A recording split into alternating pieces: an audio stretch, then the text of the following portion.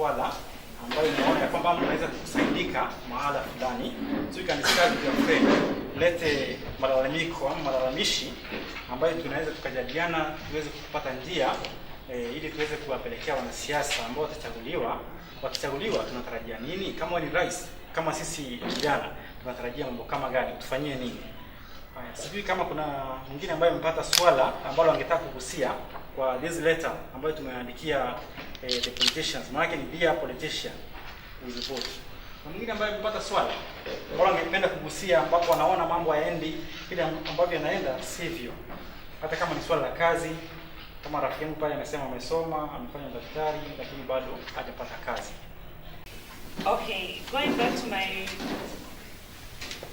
this pamphlet, we are having the section of the youth accessibility and ease in doing business. We are so much aware that we were allocated some funds. In the current government, we had the WESO fund, we had the women representative dealing with issues of women and the youth. But okay, I would like to take some quick survey from among us. How many people benefited from the WESO fund and any other funds that were allocated to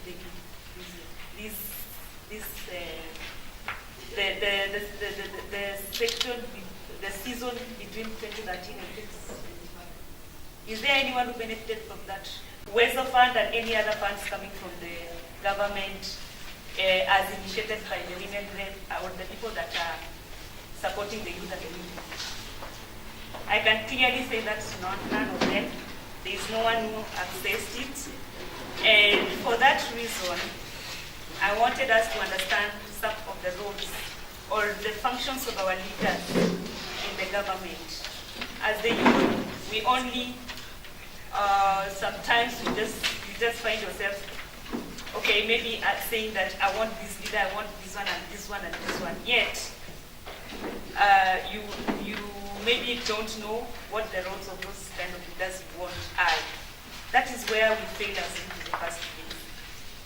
So that even when the government is in action, we don't know our position as the youth. How are we going to get these funds? Nobody will tell you, of course, because once our leaders get to the government, they go mute.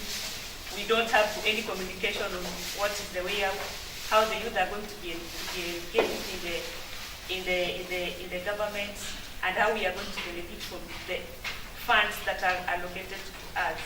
So I would urge the youth to first know the functions of our leaders, get the connections from the right people, because as Kenyan youth, we are used to getting connections from the wrong people.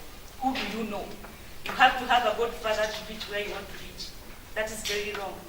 That is the notion of the youth, because most of the friends that I relate with, I ask them or I engage them in these political talks, and anything is like, who do you know?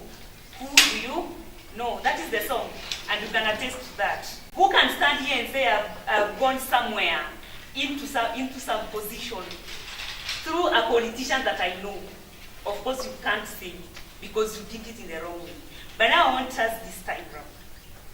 Can we stand on our own to access these funds, to get what is rightfully ours? Go with the right people. Don't go behind having meetings at 9 p.m. while the official hours for a good conversation with the leaders, we know them. For example, if you go to the villages, you can get, there are good footballers there, musicians are there, but they don't have that opportunity to nurture their talents and promote or develop their talents. There are no resources in the county levels, in the sub-county levels, there are no resources. If you look at the current government, they say they are going to construct several stadiums. I don't know the number they said, but they said each county was to have a standard stadium for the same. But up to now, let me use my county. So far, I have not seen even a cement which is bought for the same. So there is no stadium in my county.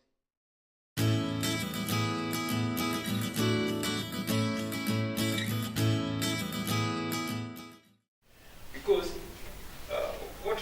what happens nowadays, actually when you are in primary school or high school, the best candidate, he or she is the only who is recognized in school. For example, the teacher says, call me Brian, is the best student in mathematics. But if of course there is someone else who is very good in football or very good in politics, but you never recognize that. You find out that when the president visits the schools, the best candidate who has 450 marks, yeye anaenda kusaidia prezo. Lakini mnasahau kuna mtu mwingine, yes, alikuja shule kujirealize. Si hakuja kujua ati I'm good in academics. Unapata mimi nimejirealize I'm very good in business. Nimerealize myself I'm very good in politics. Nimerealize myself I'm very good in volleyball. Lakini now you find out that teachers, they are feeding us. People who are there in the villages and those that are not working, they are really suffering. Currently, you realize that people, for example, women, you realize that there are some people who are delivering back at home. Why? The hospitals that are working are only the public ones and they can't afford. For instance, let me talk about the hospital that's around here is Ken Hospital. Ken is a very expensive hospital. Before you are admitted there, you have to pay 10,000. So, like, as a woman, from that poor background, what do? If you are pregnant and the labor has come and you can't postpone, that is it. So what do? You just decide to give birth at home because, so if I go to Kenya, I'll not be admitted and nothing that will be done for me. So I stay back at home and give birth. But after that, what happened? The child, there are very many things that happen. There was in the case of any complication at home. We are really going to experience many maternal death and child death.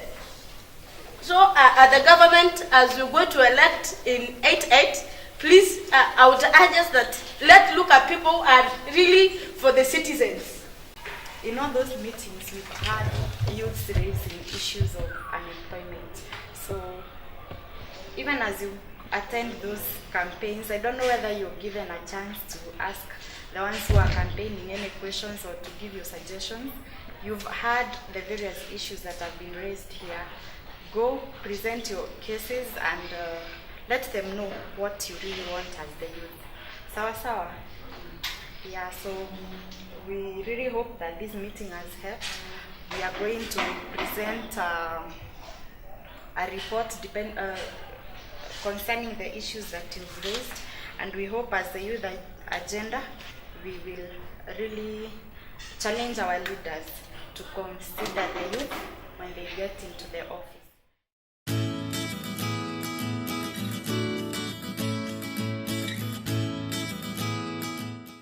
My name is Phoebe Karimi. I'm a program officer from Youth Agenda.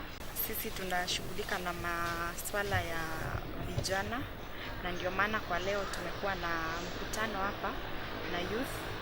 Basically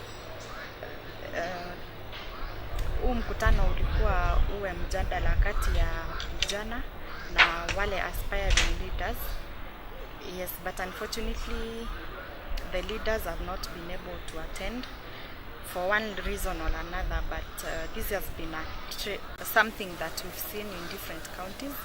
Sio hapa Tharakanithi peke yake, tumekuwa counties tofauti na wakubwa wetu ama the leaders have not been keen on attending some of these meetings, which brings to the question whether they are really interested in the issues and matters that the youth have to raise.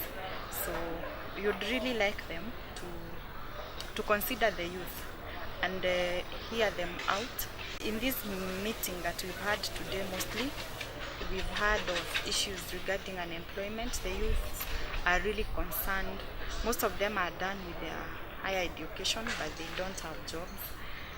They are really asking our leaders to consider them depending on their qualifications and excellence, but not depending on who they know.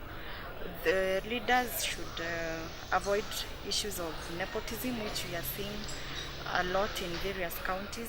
especially on the county jobs, and give the youth jobs depending on their excellence and qualifications. So other issues that have been raised by the youth include giving them platforms to do business, reducing bureaucracy in some of these processes, like the youth fund. Accessing the youth fund has been an issue to most of the youth. They should reduce the procedures, because we are all Kenyans, and as long as we are Kenyan citizens, we have a right to access these funds. So the leaders should also, our aspiring leaders, when they get to the office, they should look into such matters. Most of the platforms that we've been to, we've seen youth aspirants. These youth aspirants do not have money to give to anyone for the campaigns. They're just there to sell their manifesto, to answer the youth questions, to have a debate with the youth. So any serious leader should not take money as the main factor when they come to such meetings. They just come and sit with the youth and have a debate, and both of them will benefit. They will know how they want the youth to be led, and the youths will also have a platform to issue.